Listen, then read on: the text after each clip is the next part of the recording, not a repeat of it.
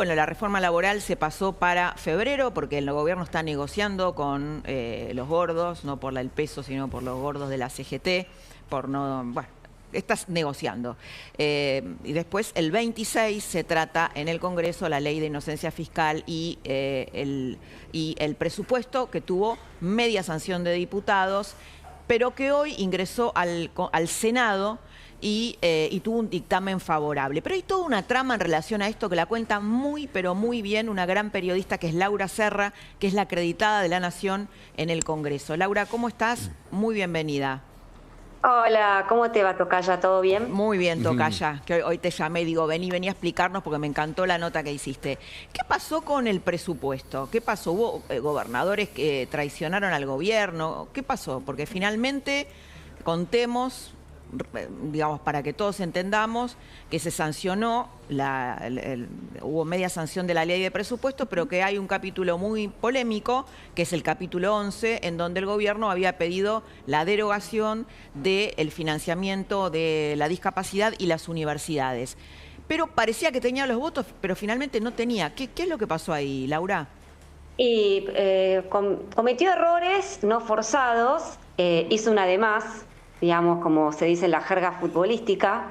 Tenía el arco vacío y la tiró a la tribuna, para insistir con esta jerga, porque tenía para aprobar el presupuesto con amplia mayoría y al final, por confiarse en sus propias fuerzas, como primera minoría, no deja de ser primera minoría, nada, quiso avanzar con la derogación de estas leyes que vos bien mencionaste, y no tuvo el respaldo para hacerlo.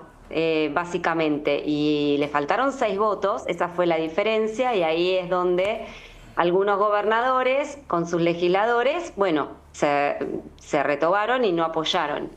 Estamos hablando básicamente de Jalil, Raúl Jalil, y de Osvaldo Jaldo de Tucumán, cuyos diputados no le respondieron, o por lo menos los diputados votaron en contra del gobierno, y algunos radicales, etcétera, pero en realidad sí, efectivamente hubo algún cortocircuito ahí, pases de factura, etcétera, y bueno, pero el gobierno se quedó con una media sanción mutilada, digamos, ¿no? Sin este capítulo clave, que incluye, como vos decías, estas 2 derogaciones, pero también una serie de puntos que al Poder Ejecutivo y al Ministerio de Economía le interesaba mucho, digamos, que se aprobaran, y que quedaron truncos ahora, ¿no?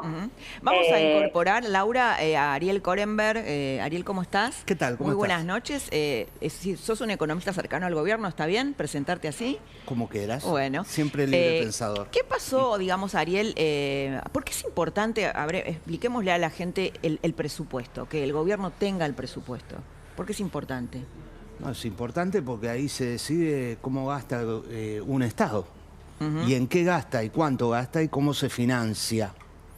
Lo que quería corregir, lo que dijiste antes al respecto, es que no es que el gobierno no quería financiar las universidades o el Hospital Garrahan, sino que lo que estaba en discusión era cómo se solventa. ¿Cómo se solventa qué cosa? La indexación automática de esos gastos. Entonces, lo que no aportó el Congreso, y esa fue la discusión, es cómo se va a financiar automáticamente la indexación de esos gastos. Esa es la discusión.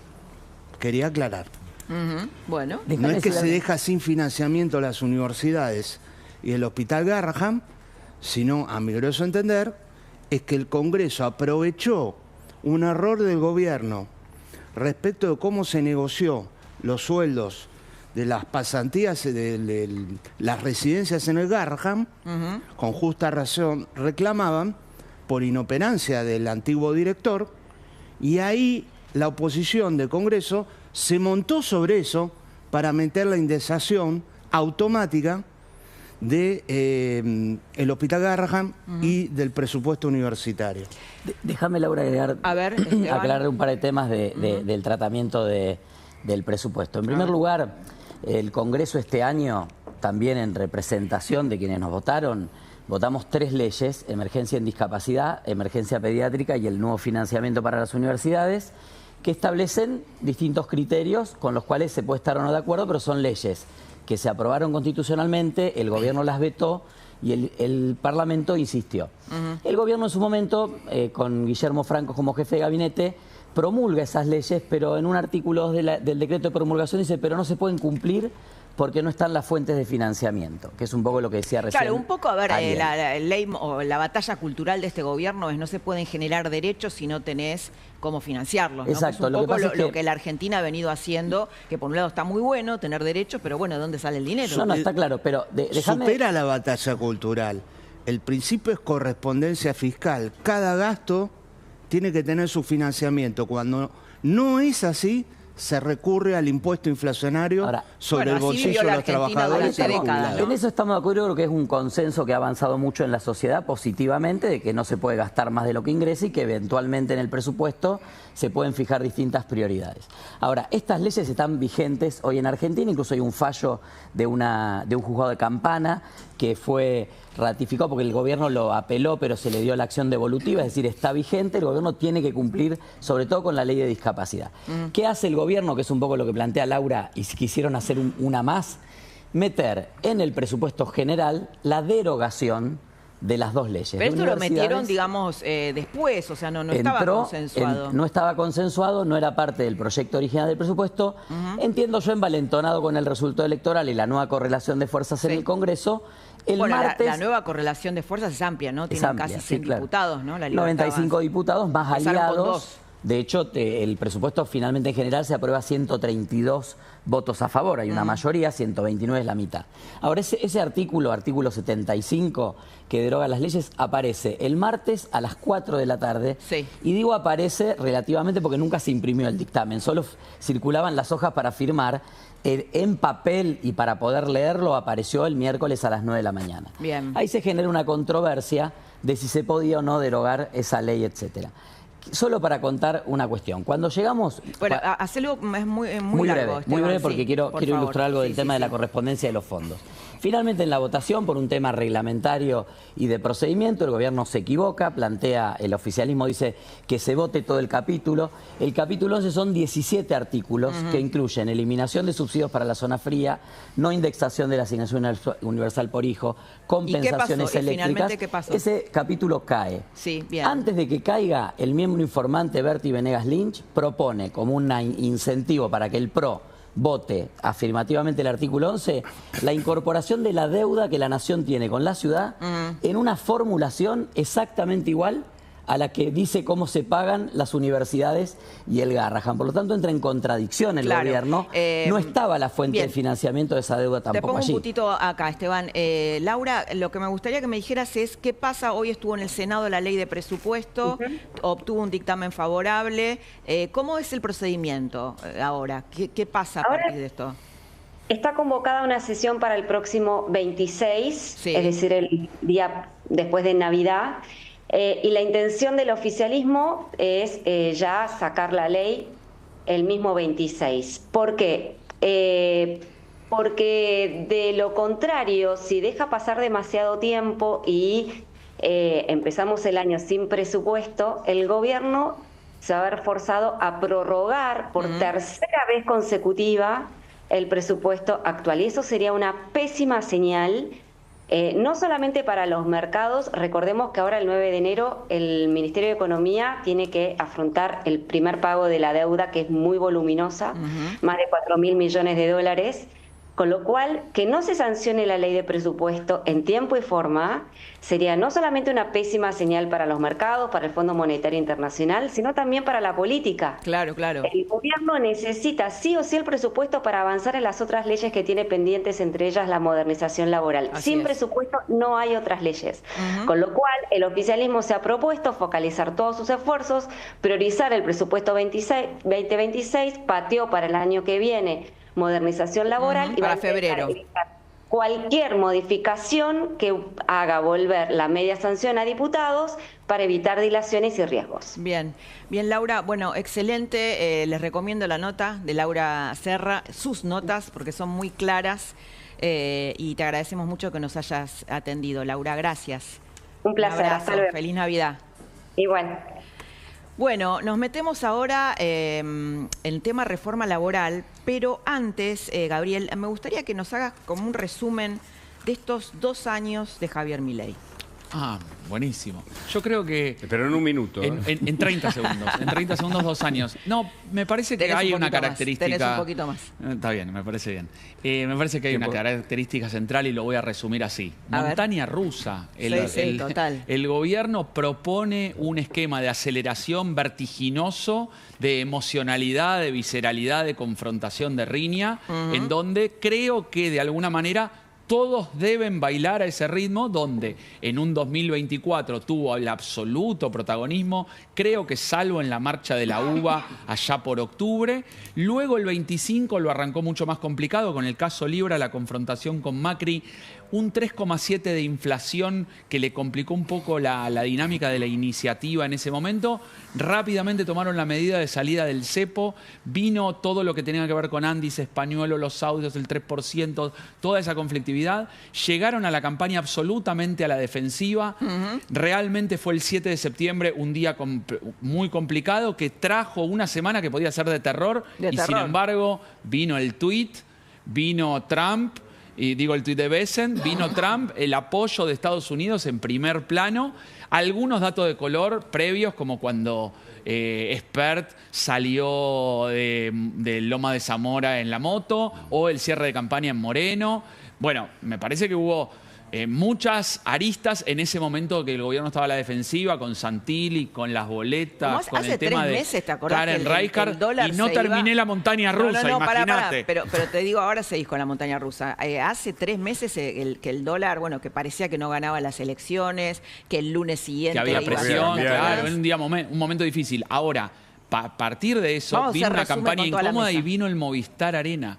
Y toda esa circunstancia el Panic Show. Exacto. Entonces, digo, el 26 de octubre vino, por supuesto, el triunfo y la recuperación de la iniciativa del gobierno. Entonces vos me decís, ¿cómo describo los 2 años? Y la verdad que inconstante, montaña rusa, con tremendas pendientes complejas y bajadas abruptas. Entonces, del modo en que hay que describirlo es de aceleración pura, en donde la incomodidad del gobierno es mucho mayor para la oposición. A ver qué piensa Ariel Korenberg. Este año se caracteriza por una corrida cambiaria brutal, que los argentinos decidieron quedarse en dólares por el riesgo Kicillof. 36.000 millones de dólares en solo un año. A partir del triunfo del gobierno en las elecciones, habilitado por la boleta única electoral, es que se paró la corrida cambiaria. No fue Bessent, no fue Trump, fue el voto de los argentinos por la estabilidad económica, en mi entender. ¿Facilitó Bessent? Sí, de que no se disparara el dólar, pero el dólar siguió presionado hasta el día posterior a las elecciones, el mismo día de elecciones, por la demanda de dólar de los argentinos, precautoria ante posible riesgo de que Kicillof confirmara el triunfo en todo el país.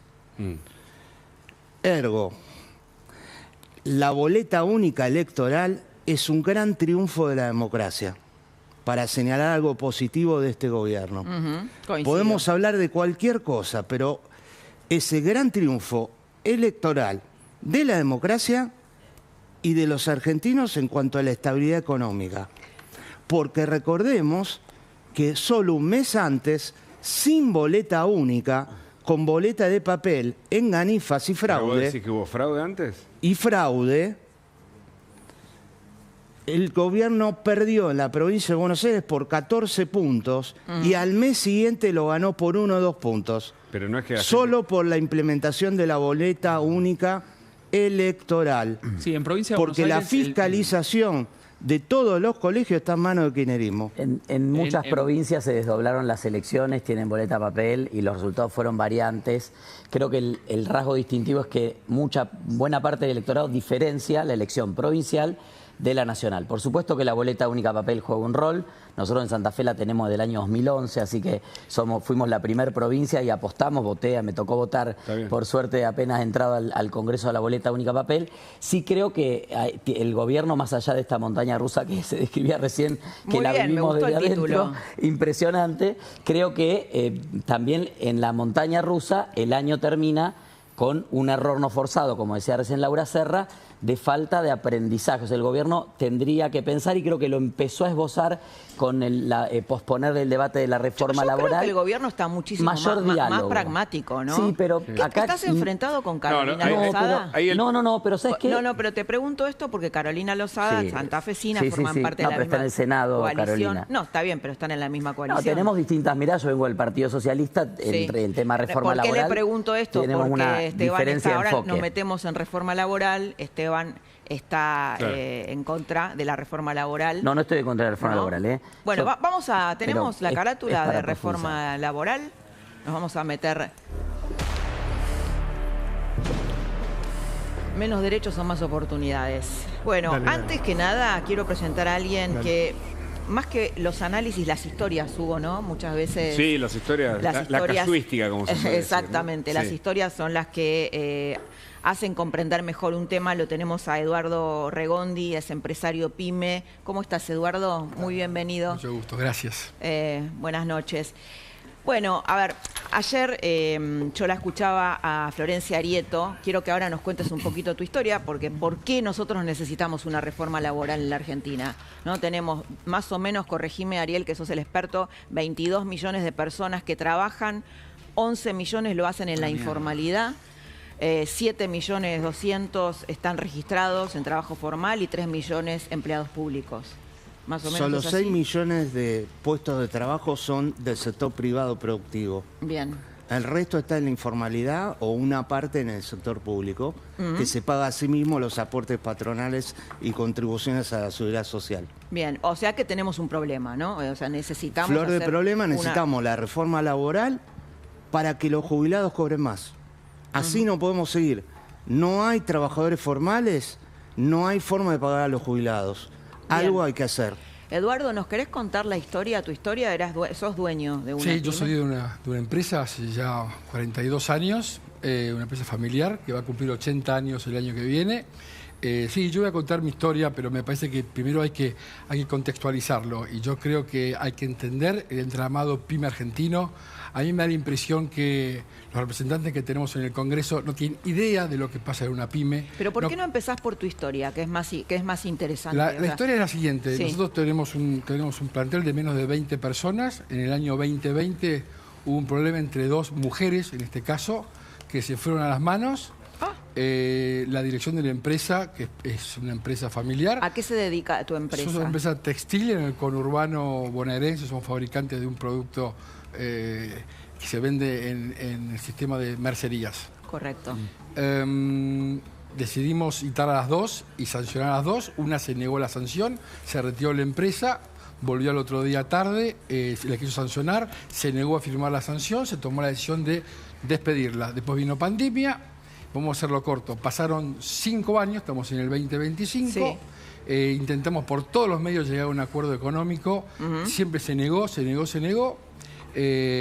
Nosotros pensábamos que bueno, esto iba a terminar con una sanción muy leve hacia la empresa, porque sabemos que no vamos a ganar nunca un juicio, Sí. porque entendemos, pero jamás pensábamos en la insensibilidad de los tribunales de la provincia de Buenos Aires, agravado esto a partir de un fallo que es el fallo Barrios, que después si quiere podemos entrar un poco en detalles, pero en definitiva un juicio que terminamos perdiendo con una sentencia aplicando la doble indemnización y demás, que Sí. llegaba a 2,5 millones, lo actualiza el Tribunal de San Isidro, o lo multiplica por 30 y termina siendo una sentencia de 85 millones de pesos. O sea, pasaron de 2 millones a 2,5 85 millones a millones. 85 a partir de lo que se llama, lo que dicta el fallo Barrios, que es intentar actualizar para que no pierda valor, pero lo que pasa es que exagera absolutamente eso y ahí es donde está realmente la problemática.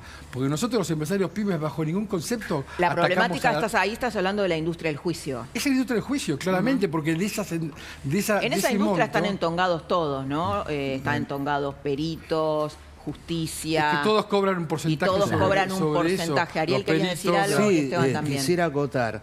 La industria del juicio nos costó 2.000 millones de dólares en el 2024. Son 20 hospitales Garrahan, que no va necesariamente todo al trabajador. solo el 45%. El resto va en abogados y costos judiciales. Entre 2017 y 2024 se acumuló nada más ni nada menos que 8.000 millones de dólares en juicios por accidente de trabajo. Quiero entender, porque yo no soy experto en tema, pero tomo dos leyes. Digo, hay una ley que se llama ART, por el cual las empresas, entre el 4% de acuerdo al riesgo determinado del sector y el 14% de la masa salarial, se va para solventar a las ART y evitar los juicios.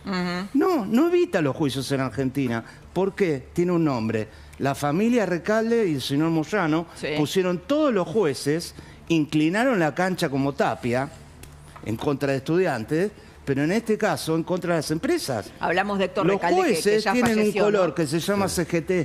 Ya falleció, digamos, Héctor Recalde, pero bueno, sigue con todos su los hijo, jueces, sigue su hijo. Todos los jueces que hay que cambiar y que se va a intentar cambiar en el futuro cuando se haga el traspaso a la ciudad, según la nota de Diego Cabot en La Nación, te cuento, pase a la ciudad y los nuevos juicios sean encabezados por jueces imparciales. Claro, claro. Ni del trabajador, yo creo que, ni del empresario, Ariel, imparcialidad. Es como el fin de una etapa, ¿no? Porque también se retira la mujer de Recalde de la Cámara, Laboral. Que también, ¿estaba la mujer? Claro, estaba la mujer. Vos. Era jueza.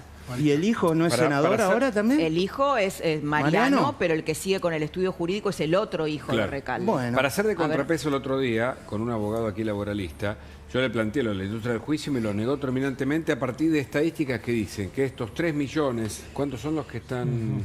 Bueno, en el sindicato son 3 millones aproximadamente de trabajadores sindicalizados. Solo hay 200.000 juicios, ¿no? Como que era muy bajo. Que la explicación es muy sencilla. A ver.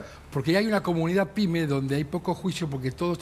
Hasta que se mete el abogado en el medio y empieza a insistir para decirle, mirá que tenés acá muchas posibilidades, mirá que podés ganar tanta plata. Entonces, porque eso justamente prueba lo que es el entramado pyme, donde no los caranchos, aparecen los caranchos. Aparecen los caranchos. Esto es lo que me contaba Lacha, Perdón, pero quiero escucharlo a Esteban Paulón. Disculpen, esa cifra que dio Hugo es solo por el tema de accidente de trabajo.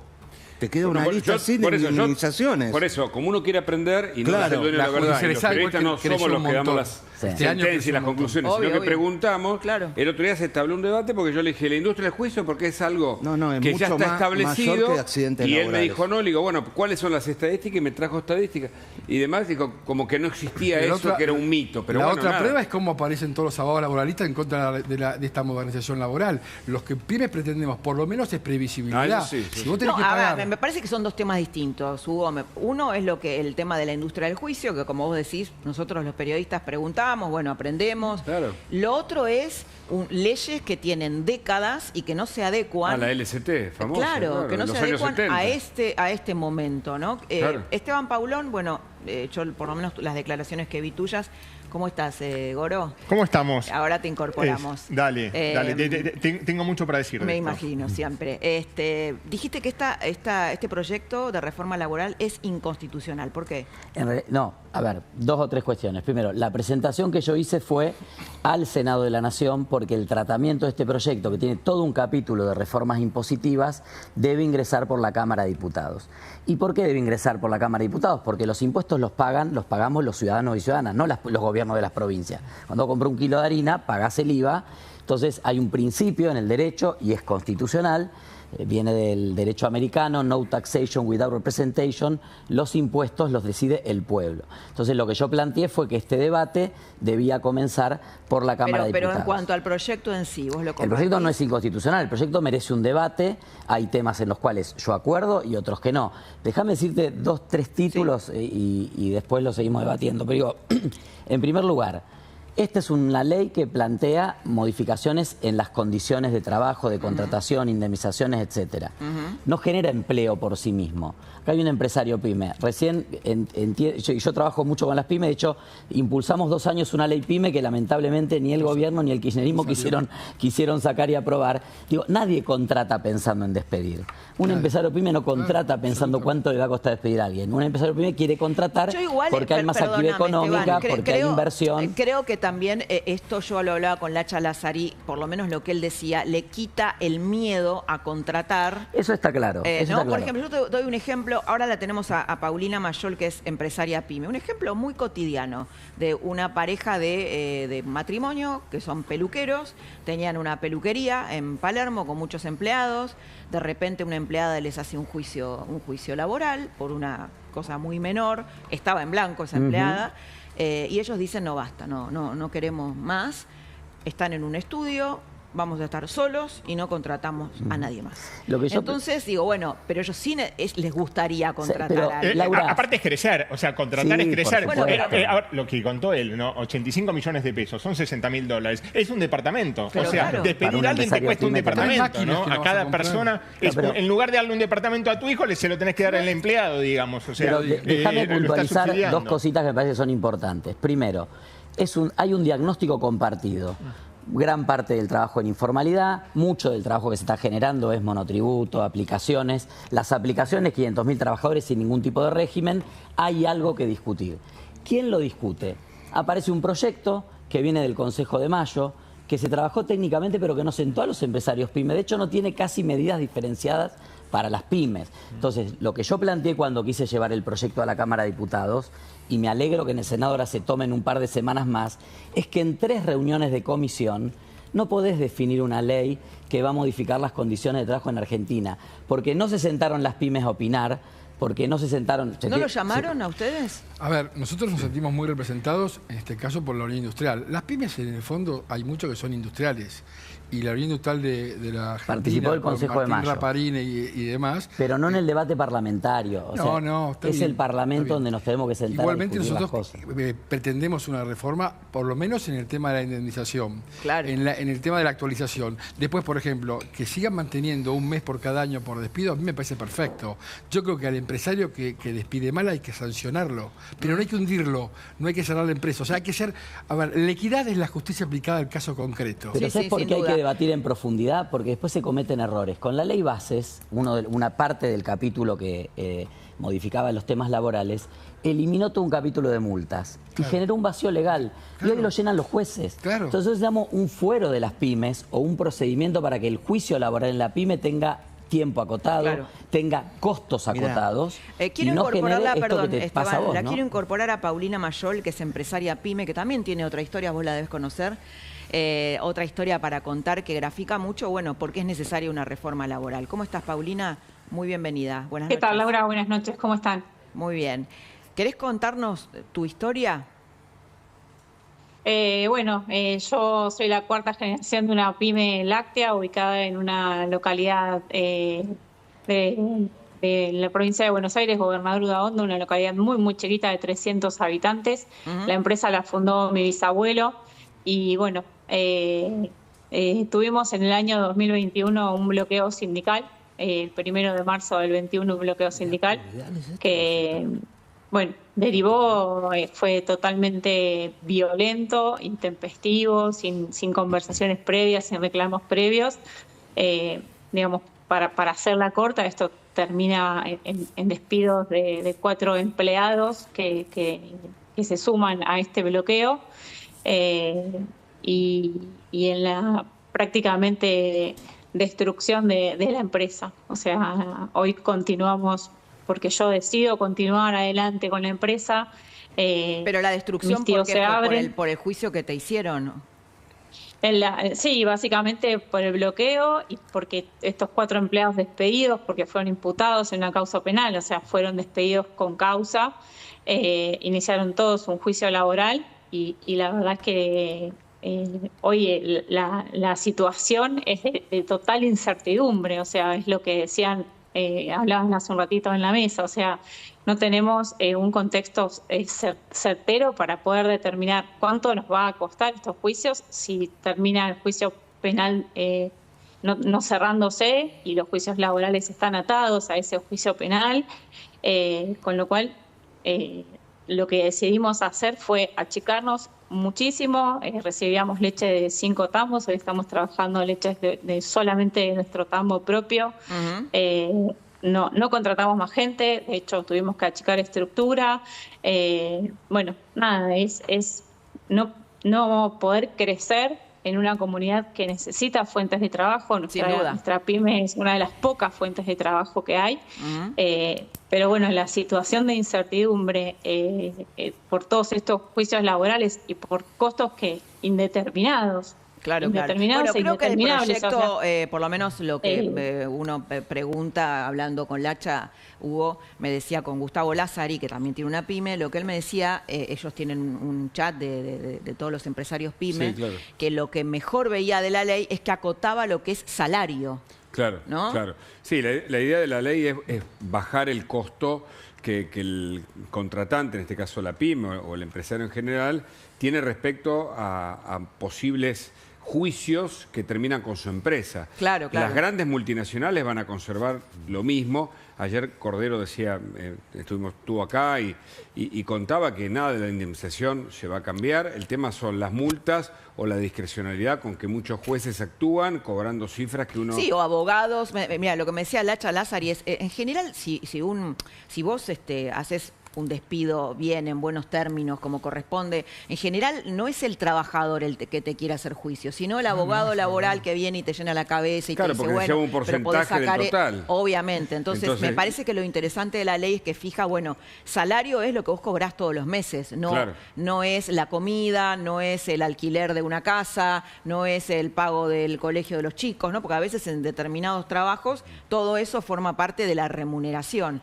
Nos vamos a meter ahora en el debate económico, Goro, ¿te parece? Dale, igual estamos hablando siempre de empresarios buenos. También tenés empresarios malos que dicen, bueno, listo, cada 3 meses cambio de gente, ¿no? Y lo otro, muy importante para que crees. ¿Sabes qué? 3 empresarios de rubros totalmente distintos me dicen, ¿qué sabes de la ley, no? Porque tengo mucha gente que tengo que despedir porque me cayeron las ventas y estoy esperando a que salga la ley para despedir, obviamente, porque me va a costar menos caro, ¿no? Ojo con este aluvión de despidos que puede llegar a haber una vez sancionada la ley, ¿sí? Porque ahora no hay despidos. Ahora no hay despidos porque están todos a la expectativa. Sí, pero no... En los primeros... ya sé que no es para atrás, no es retroactivo, pero las empresas tienen la duda. Decir, no es retroactivo. Todas las personas contratadas bajo la ley que está vigente, que no es la nueva, digamos, van a ser juzgadas según esa ley. Sí, pero está la duda en el empresario. Y por si acaso espero a ver si ligo algo, ¿no? A ver, ahora, en los primeros 20 meses de gobierno... ¿Vos decís que esta ley puede generar despidos? No digo que puede generar despidos. Los nuevos contratos son más proclives a despedir. Claro. Lo que digo es, el empresario que tiene que despedir gente porque le cayeron muchísimo las ventas, está esperando a ver si en la reglamentación, en la letra chica, en algo, puede llegarse a ver si no hay que confundir ahí, No, digo, la nueva ley no es retroactiva. Yo les digo que no es retroactivo, pero digo... lo que no despiden ahora van a despedirlo después. En los primeros 20 meses de gobierno de Javier Milei, digo en los primeros 20 meses porque las cifras de la SRT, ¿no? Del Sistema de Riesgo del Trabajo, que mide es hasta los primeros 20 meses, hay una destrucción de 15.000 empresas y de 220.000 puestos de trabajo. Bueno, ahí ya te estás metiendo en el debate económico. Para un poquito, Hugo. Ahora nos metemos en eso, vamos a meternos en eso. La quiero despedir a Paulina Mayol. Paulina, muchas gracias por contarnos tu historia y por contribuir a este debate. Gracias. No, gracias a ustedes. Buenas noches y felicidades. Igualmente. Bueno, la economía, el futuro.